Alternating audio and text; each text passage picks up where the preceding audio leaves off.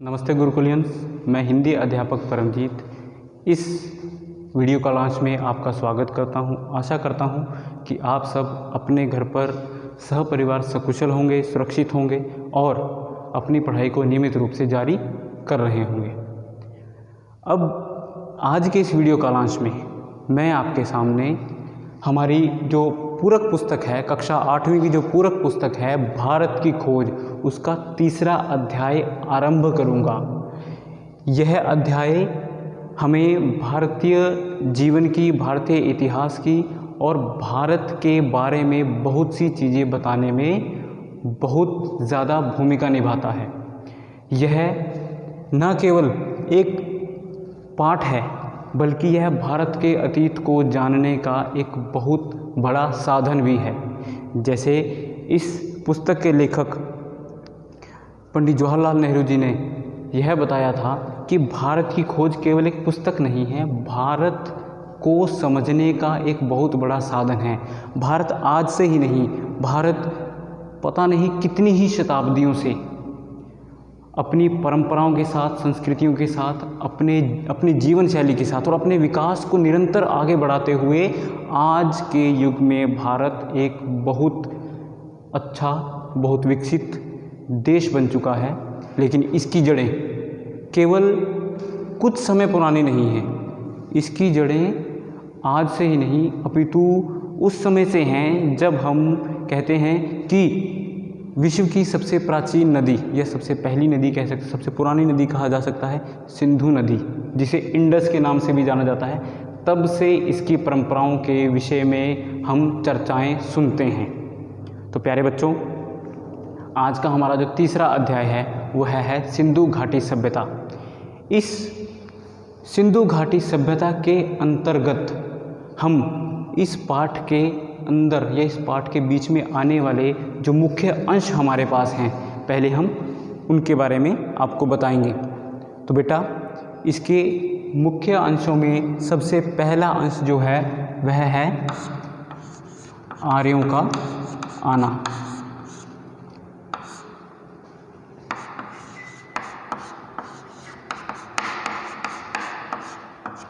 ठीक है, आर्यों का आना।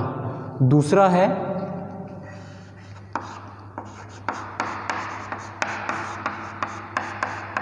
प्राचीनतम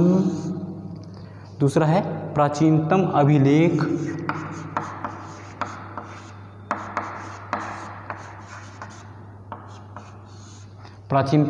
प्राचीनतम मतलब पुराने। ठीक है, प्राचीनतम अभिलेख, धर्म ग्रंथ कह लें उनको, और पुराण।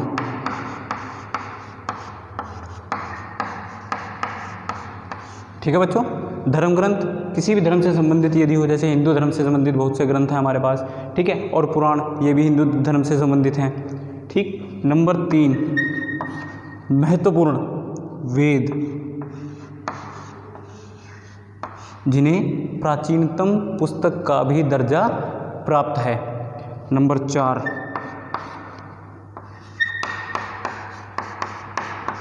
भारतीय संस्कृति,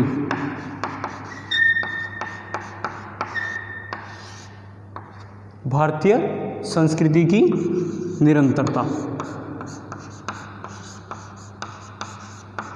निरंतरता का मतलब भारतीय संस्कृति का लगातार विकास होना, या लगातार यह संस्कृति अपने आप को, जिस तरह का सामाजिक बदलाव आता गया, यह परंपरा अपने आप को बदलती गई। नंबर 5, उपनिषद।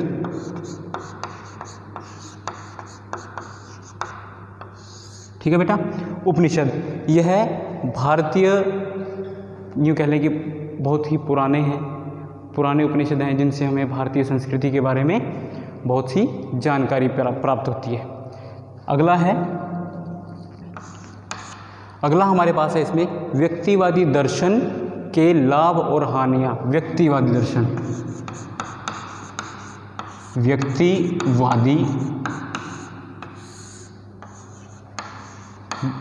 दर्शन के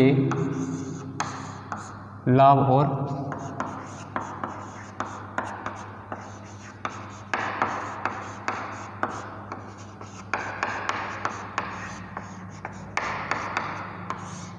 हानियाँ।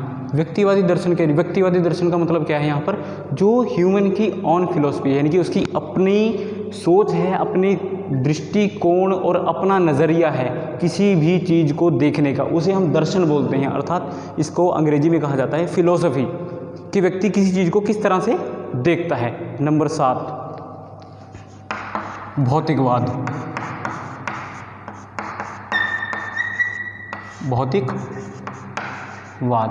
अब भौतिकवाद क्या है कि किस तरह से हम उन चीज़ों को प्रयोग करते हैं, किस तरह से नई चीज़ों का आविष्कार किया जाता है, किस तरह से हम ये सब चीज़ें देखते हैं। इसमें आगे है नंबर 8 भौतिकवाद से हम जैसे कहा जाता है कि भौतिक चीज़ों का बहुत से हम उपयोग करते हैं, भौतिक चीज़ जो आज की सामान्य जीवन में हमें देखने को मिलती हैं। जैसे हम घड़ी का प्रयोग करते हैं, हम लोग मोबाइल्स का प्रयोग करते हैं, तो ये सब क्या है, हमारे भौतिक जीवन से, प्रतिदिन के जीवन से जुड़ी हुई बहुत सी ऐसी चीज़ें हैं। अगला है महाकाव्य।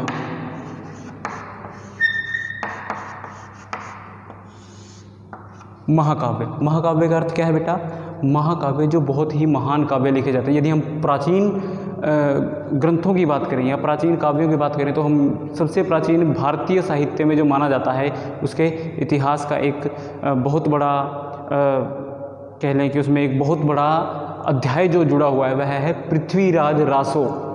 यह एक बहुत महाकाव्य है जिसे भारतीय साहित्य में बहुत अच्छा या उच्च स्थान प्राप्त है। ठीक है, महाकाव्य हो गया। इसके बाद इसी के साथ साथ हम इतिहास को जोड़ते हैं। इतिहास, महाकाव्य, इतिहास, इसके बाद आती है परंपरा जो हमारे जीवन से जुड़ी हुई है। ठीक है, अब इन तीनों चीज़ों से जुड़े हुए जो मिथक हैं, अर्थात मिथक का प्रयोग यहाँ पर क्या करता है,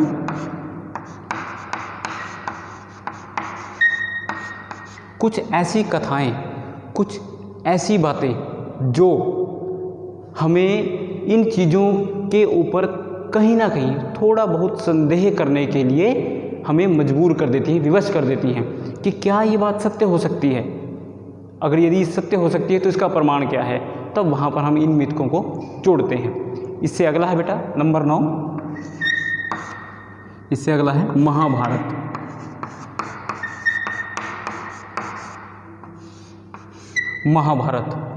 महाभारत का जो ग्रंथ कह लें इसको, या महाभारत पुस्तक कह लें, या ऐसे कुछ भी कह लें, इसने हमारे जीवन में हमें बहुत कुछ चीज़ें सिखाई हैं।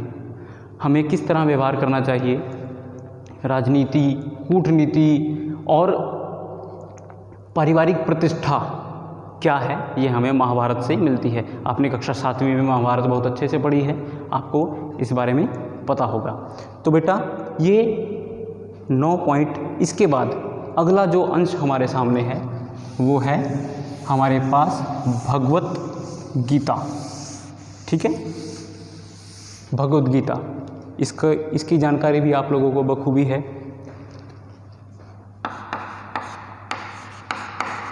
भगवत गीता, इसे पुराण भी कहा जाता है। इसके बारे में बहुत सी चीज़ें भी हमारे पास हैं। इससे संबंधित बहुत से दैनिक कर्मों को, अर्थात दैनिक जीवन में हम जो कार्य करते हैं, इससे संबंधित बहुत सी चीज़ें हम यहाँ से प्राप्त करते हैं। ठीक है, अगला है भारत में भगवत गीता का एक अंश महाभारत माना गया है। ठीक है, इससे अगला है प्राचीन भारत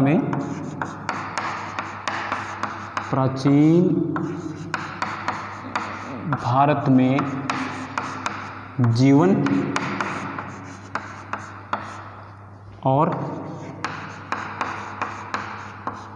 कर्म का मतलब आप समझते हैं, काम, कि प्राचीन भारत में किस तरह की जीवन शैली थी, किस तरह के कर्म थे, लोग किन चीज़ों को अधिक मानते थे, किन चीज़ों में उनका किन चीज़ों का उन भारतीयों पर अधिक प्रभाव था। ठीक है, इसी में हमारा अगला अंश है। आप धीरे धीरे जैसे समय बदलता है बेटा, उसी तरह से लोगों में हर चीज़ को लेकर बदलाव आते हैं। इसी बदलाव को किन्होंने और आगे बढ़ाया, महावीर और ये दो समुदाय निकलकर सामने आए, महावीर और बुद्ध, जिसे हम जैन धर्म और बौद्ध धर्म के नाम से भी जानते हैं। अब इनकी जो मुख्य विशेषता थी वह थी वर्ण व्यवस्था। वर्ण व्यवस्था, वर्ण व्यवस्था अर्थात किस तरह के लोगों का इसमें प्रभाव पड़ा या किस तरह के लोगों को इस धर्म में शामिल किया गया। ठीक है, उसके बाद हमारे पास अगला है बुद्ध या बुद्ध बोलने या बौद्ध बोलने शिक्षा। उन्होंने क्या क्या शिक्षाएं दी। ठीक है, नेक्स्ट या अगला हमारे पास आता है बौद्ध कथा। बुद्ध कथा ये एक बहुत यूँ कह लें कि एक बहुत प्रेरणादायक कहानी है, या यूँ कह लें कि ये कथा हमारे जीवन में एक महत्वपूर्ण स्थान रखती है। इसके बाद जो हमारा अगला अंश है इसका, वो है जो एक बहुत ही महान गुरु के रूप में जिसका नाम और जिनकी नीतियों का भारतीय संस्कृति में विशेष महत्व है, उनसे संबंधित है। आपने नाम, बहुत चर्चित नाम है, बहुत ही एक यूँ कह लें कि उच्चतम श्रेणी के गुरु के नाम से हम इन्हें जानते भी हैं, चंद्रगुप्त और चाणक्य।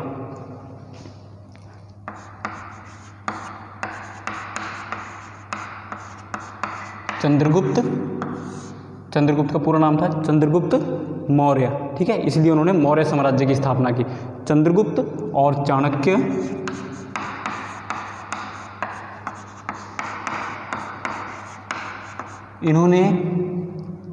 इन्होंने संपूर्ण जीवन अपने लक्ष्य को प्राप्त करने के लिए व्यतीत किया, और इनके जीवन का लक्ष्य क्या था?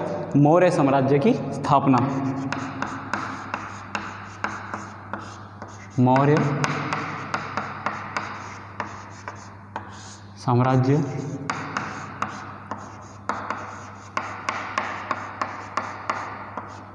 की स्थापना। इसके बाद जो महान शासक हुए हैं, अब यहाँ पर शासकों का दौर आ गया। ठीक है, सिंधु घाटी सभ्यता से हम किस तरह चले आगे, आते आते अब हम यहाँ तक पहुँच चुके हैं। इसके बाद एक महान शासक हुए जिनका भारतीय इतिहास में या हिंदी साहित्य में, हिंदी साहित्य कह लीजिए या हिंदी साहित्य के इतिहास में एक महत्वपूर्ण योगदान है, वह हैं अशोक। तो प्यारे बच्चों, इस पाठ में हमने इन सभी अंशों के बारे में जाना, और इन सभी का विस्तार पूर्वक वर्णन हम अपने अगले वीडियो कालांश में करेंगे, एक एक करके। ठीक है, इस पूरे पाठ को पढ़ने के बाद आपको इतिहास से लगाव हो जाएगा। आपको यह भी समझ आ जाएगी कि भारतीय इतिहास या भारतीय परंपराएं किस तरह से हैं। तो प्यारे बच्चों, इन 16 अंशों का हम एक एक करके वर्णन करेंगे अपने अगले वीडियो कालांश में, अपने आने वाले सभी वीडियोज़ में। आज का हमारा जो विषय है वह है सिंधु घाटी सभ्यता। अब बेटा देखिए, सिंधु घाटी सभ्यता कोई सामान्य सभ्यता नहीं है। इसके लिए सबसे पहले हमें क्या करना है? सभ्यता शब्द के बारे में जानना है। सभ्यता क्या है? सभ्यता शब्द का पूर्ण अर्थ है कि सभ्यता शब्द से हमें यह समझ आए कि उस समय, जिस समय की सभ्यता की बात हो रही है, मान लीजिए हम सिंधु घाटी सभ्यता के बारे में बात कर रहे हैं, तो सिंधु घाटी सभ्यता के समय नगरीय योजना, धर्म व्यवस्था, सामाजिक जीवन, व्यापार और उस समय के रीति रिवाज, रहन सहन, लोगों के मनोभाव, लोगों का दर्शन, लोगों के दृष्टिकोण, लोगों का नज़रिया, यह सब क्या था? ये सब हमें एक सभ्यता शब्द से पता लगता है। यदि हम एक सरल वाक्य में या एक साधारण शब्दों में यदि हम इसका व्याख्यान करें तो सभ्यता क्या है कि उस समय उस सभ्यता के अंतर्गत उस जगह पर कितना विकास हुआ, किस तरह की व्यापारिक स्थिति थी और लोगों का सामाजिक रहन सहन या सामाजिक जीवन कैसा था, धर्म की व्यवस्था क्या थी इत्यादि। ठीक है, तो सिंधु घाटी सभ्यता में सबसे पहले हम लोग वहाँ की सामाजिक स्थिति के बारे में बात करेंगे, वहाँ के रहन सहन के बारे में बात करेंगे कि सिंधु घाटी सभ्यता में जो रहन सहन था वह बहुत ही उच्च कोटि का था। सभी सुख सुविधाओं से पूर्ण होकर वह अपने जीवन के नित्य क्रमों को या नित्य कर्मों को बहुत अच्छे से करते थे। वहाँ के रीति रिवाज परंपराएं हिंदू धर्म से या हिंदुओं की परंपराओं से, हिंदू संस्कृति से बहुत ज़्यादा मिलते हैं। सिंधु घाटी सभ्यता को हड़प्पा संस्कृति के नाम से भी जाना जाता है। मोहनजोदड़ो और हड़प्पा ये दोनों ही स्थान एक दूसरे से बहुत दूर हैं, लेकिन यह संयोग की बात है कि यहाँ पर जब खुदाई आरंभ हुई तो दोनों में एक बहुत ही महत्वपूर्ण सभ्यता के अवशेष हमें मिले। हम इस सभ्यता को जानने के लिए, हम इस सभ्यता को समझने के लिए यदि इन स्थानों के बीच की दूरी जितनी है उनमें यदि हम खुदाई शुरू करें, वहाँ पर अवशेषों को खंगालना शुरू करें, अवशेषों की खोज करना शुरू करें, तो हमें 100% वहाँ पर इस सभ्यता से जुड़ी बहुत सी जानकारियाँ मिल सकती हैं। दूसरा, भवन निर्माण। सिंधु घाटी सभ्यता के बारे में बहुत विशेष बात यह है कि वहाँ पर जो भवन निर्माण था वह बहुत ही सुनियोजित, अर्थात बहुत अच्छे से प्लान करके जो भवन निर्माण है वह किया गया था। सुनियोजित, किसी भी योजना को बहुत अच्छे से बनाकर उसको आगे उसके साथ ही उस नगर को बसाना, सुनियोजित तरीके से उस नगर को बसाना। सिंधु घाटी सभ्यता में भी यही हुआ कि नगरों की व्यवस्था इतनी अच्छी थी, भवन जो थे नगर के अंदर बहुत अच्छे तरीके से बनाए गए थे ताकि उनमें जो हवा है, जो उनमें रहने लायक जो सभी मुख्य सुख सुविधाएं हैं वह उन्हें मिल सकें। खिड़कियों की व्यवस्था, हवा के आने जाने का रास्ता, उनके घरों के दरवाजे, मुख्य द्वार, उनके घर के मध्य की व्यवस्था या बाहर गलियों की व्यवस्था और नालियों की व्यवस्था, यह सब बहुत ही सुनियोजित तरीके से उन्होंने की थी। इसके बाद भारत का इस सिंधु घाटी सभ्यता से क्या संबंध है? अगर पंडित जवाहरलाल नेहरू जी ने इस सभ्यता को अपनी इस विशेष पुस्तक में स्थान दिया है तो उन्होंने इस सभ्यता से क्या प्राप्त किया?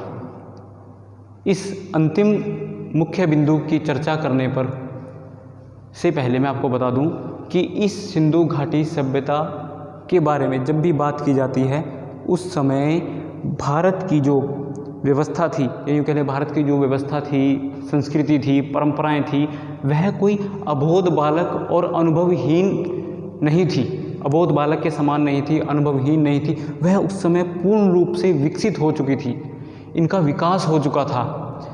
इस सभ्यता के दौरान, इस सभ्यता से पहले कहा जा सकता है, ये इस सभ्यता के साथ साथ भारतीय संस्कृति का भी बहुत अच्छे से विकास हो चुका था। भारत उस समय कोई नन्हा मुन्ना बालक नहीं, अपितु एक सयाने और वृद्ध व्यक्ति के समान अपने परिवार को अच्छे से, अपने परिवार के मुखिया के रूप में अच्छे से उसे आगे बढ़ाने वाला एक वृद्ध था। परंपराओं की यदि बात की जाए तो भारतीय परंपरा आज ही नहीं, कई शताब्दियों से चली आ रही है।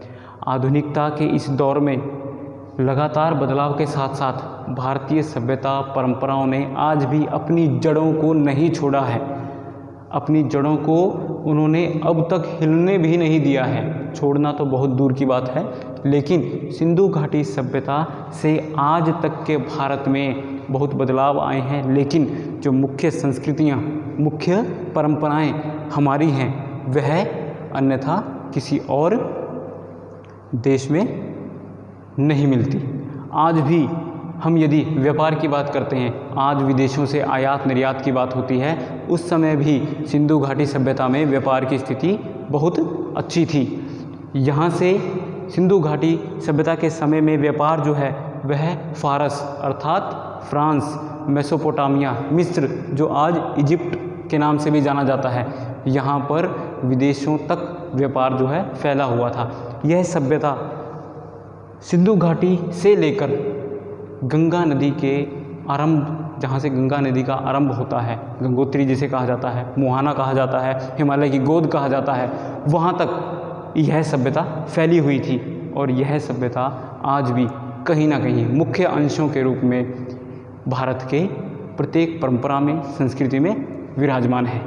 तो प्यारे बच्चों, आज के इस वीडियो कालांश में हमने सिंधु घाटी सभ्यता के बारे में पढ़ा और इस पाठ में आने वाले सभी मुख्य अंशों के बारे में हमने थोड़ी थोड़ी जानकारी प्राप्त की।